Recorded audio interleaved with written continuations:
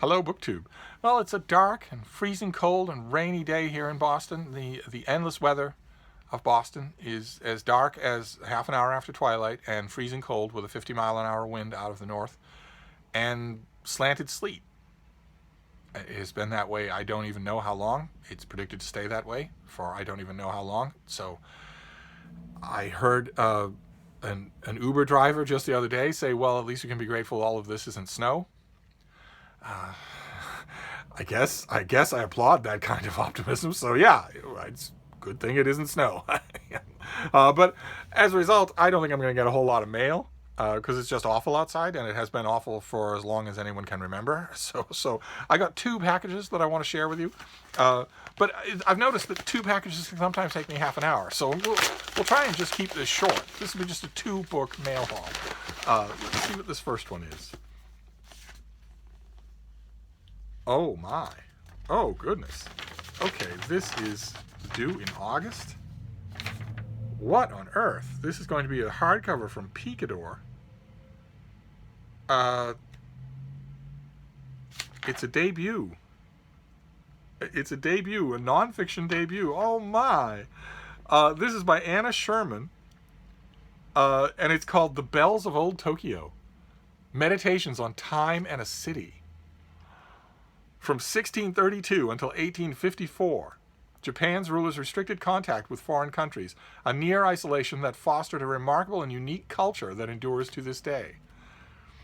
In hypnotic prose and sensual detail, Anna Sherman describes searching for the great bells by which the inhabitants of Edo, later called Tokyo, kept the hours in the shogun's city. Through Sherman's journeys around the city and her friendships with the owner of a small, exquisite cafe who elevates the making and drinking of coffee to an art form, The Bells of Old Tokyo follows haunting voices through the labyrinth that is the Japanese capital. An old woman remembers escaping from the American firebombs of World War II.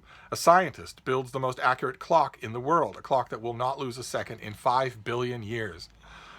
The head of the Tokugawa shogunal house reflects on the destruction of his grandfather's city.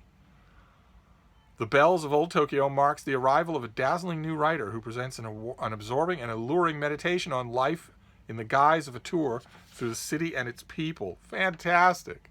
Fantastic. I have some good memories of Tokyo, believe it or not. I know it's predictable on this channel, and it's true, that a great number of my memories of Tokyo are stifling heat and humidity, just unbelievable heat and humidity. But I have wonderful memories as well. So who is Anna Sherman when she's at home? She was born in Little Rock, Arkansas, studied Greek and Latin at Wellesley College in Oxford, before moving to Tokyo in 2001. And this is her first book. Wow. Okay, fantastic. All right, so this comes out in mid-August. Wow, I hope I like it. That's fantastic. Quite a few booktubers in Tokyo, I think. Most notorious of which being Sean the Book Maniac. Let's see what this next one is. That was a great way to start. Let's see if we can continue.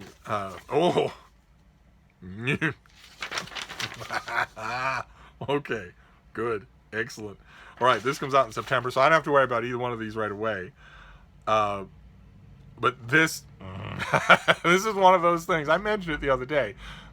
Sometimes when you get books in series, you know you're going to enjoy them. The author just does what you like and does not do what you like. So there are some books in series, quite a few, that I follow where I know I'm going to enjoy the book.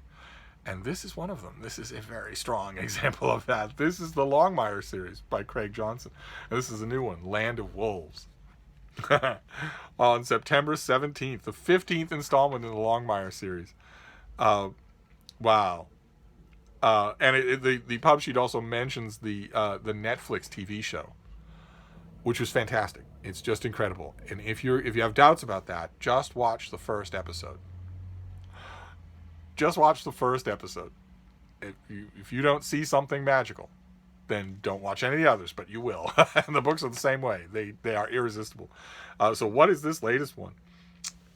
In Johnson's last book, Depth of Winter, that's Walt Langmeyer, his beloved daughter Katie was kidnapped by his longtime nemesis Tomas Bidarte, an international hitman and the head of one of the most vicious drug cartels in Mexico. In Land of Wolves, while attempting to recover from his harrowing experiences in Mexico, Wyoming Sheriff Walt Langmeyer is neck deep in an investigation of what could or could not be a suicidal hanging of a shepherd. With unsettling connections to a Basque family with a reputation for removing the legs of Absaroka County sheriffs, matters come even more complicated when the appearance of an oversized wolf in the Bighorn Mountains, to whom Walt finds himself feeling more and more empathetic. Walt is a bit of an old wolf himself. Oh, fantastic. Great. Okay. The Depth of Winter was an outstanding Longmire story. It took Longmire, it took our sheriff out of all of his comfort zones, out of everywhere that he knows. And that, not every book benefits from that kind of a formula, but this one really did. And not that, I mean, they're all really good, but I think I've also mentioned, in addition to praising books and series, I've also mentioned that sometimes, indisputably, one or two books in that series will somehow be better than the others.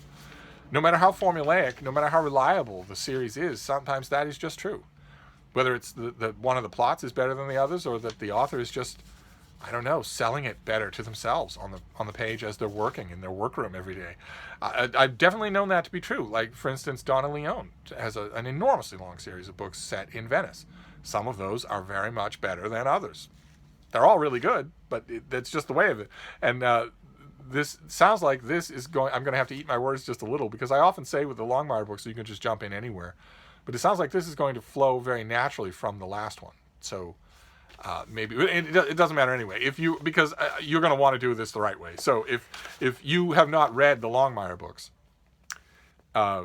then borrow the first one from your library, and also watch the first episode of the Netflix series. I firmly believe you'll be hooked. And those of you who do follow the Longmire series, okay, well, here you go. Heads up. In September, we've got a new one coming out. Cause for celebration. So that's it. That was a 2-book mail haul. Look at that. We're going to be under 10 minutes. So we have the new book a new book in a long series by an established writer who cannot do wrong. And we have a first book, a nonfiction debut, The Bells of Old Tokyo, which sounds charming. So there you go. That's a kind of a spectrum. One is fiction, one is nonfiction, one is long and established, one is a debut. And both are coming out in the autumn. So that wraps it up for now. There may be more books. If there are more books, if somebody fights their way through the pitch dark and slanting sleet and freezing cold to get me more books, then you'll be the first to know. But in the meantime, I'll sign off for now. Thank you, BookTube.